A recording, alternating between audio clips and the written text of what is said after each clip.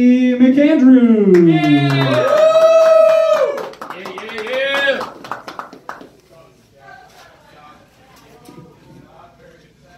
All right. I have been in the Army for the last 9 years. Oh. That is where I picked up the nickname Lispy, because in the Army we're going to find any defect or flaw or anything you have an issue with and make fun of you for it.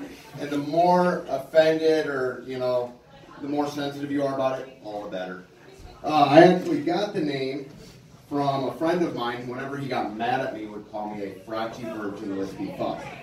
I don't know why he thought I was frotchy, but that's besides the point. It was a bit of a mouthful for most people, so they just went with the Lispy. But it was a good time. One biggest problem with the lisp is no matter how masculine you are, I mean, you could be Special Forces, Navy SEAL, been a lumberjack before that, wrestled grizzly bears on the side, but as soon as you say anything with a lisp, everyone's first thought is, you could be a little gay. So in my 9 years in the Army, I deployed to Afghanistan once. Whoa. Had a lot of weird experiences over there. Not just getting shot at and blown up. I was expecting those. But I got hit on by an Afghani man, which is great because none of them are gay. But Man Love Thursday's real. So this dude, we were out on mission, and I'm fully geared up. Body armor, my weapon, 3 knives. I was a grenadier, or noob tuber for you Call of Duty guys who can't follow. So I also had about 20 grenades strapped to my chest. And this dude comes up to me to tell me just how beautiful he thinks I am and how full our faces are and how all of us American men look so well fed and just so beautiful. And what unnerved me the most about this is this dude's confidence. He walked up to an 18-year-old, 215-pound, 5'10" fit male that was heavily armed. Most American men need 3 to 4 beers from them before they'll approach a woman at a bar.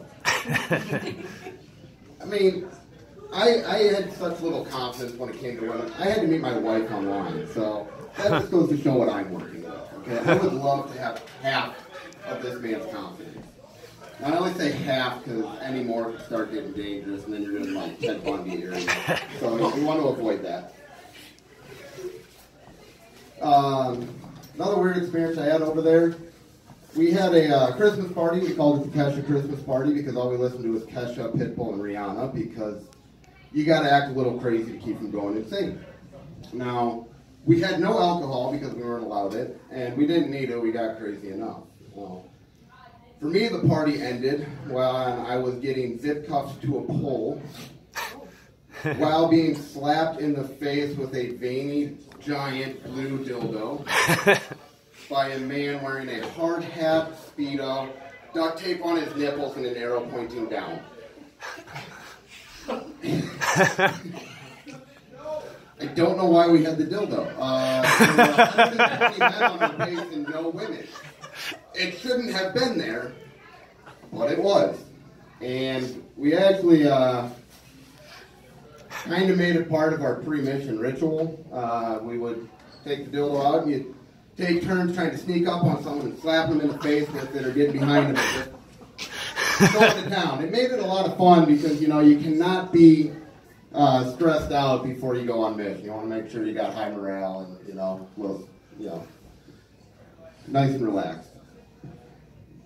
The weirdest thing, though, it was the first time I've ever been caught masturbating. I'll give you a little background on this, just so you can understand why. We lived in shacks about the size of a garage, an average garage. And if you were lucky enough to have your own room, it was just plywood boards and 2x4s. My door was a blanket I stole from the airliner on the flight in, so it didn't even go all the way to the floor. And I was lucky enough to have my own room.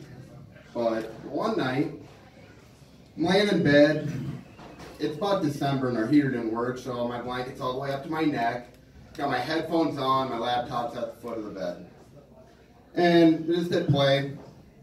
I'm about 2 minutes in, just kind of getting started, and my team leader opens up the curtain and looks down at me and gives me the brief for the next day. So I'm just sitting there, next blanket still up to my neck, just staring at him. Finally, he gets done, looks at me, finally looks up at my computer, looks back at me, says, "Don't let your elbow hit my wall."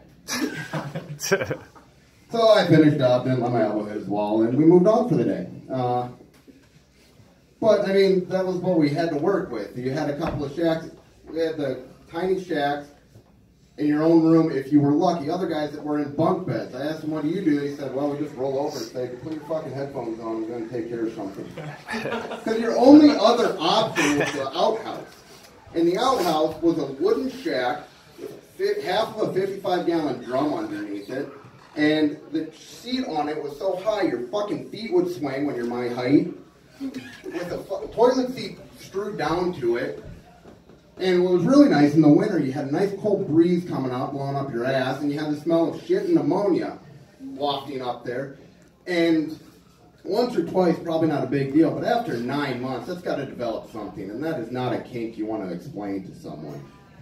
Say, I would love to have sex right now, but we got to go find a porta potty. I cannot get hard unless I am smelling shit and sitting on piss. All right, thank you, folks. What I got.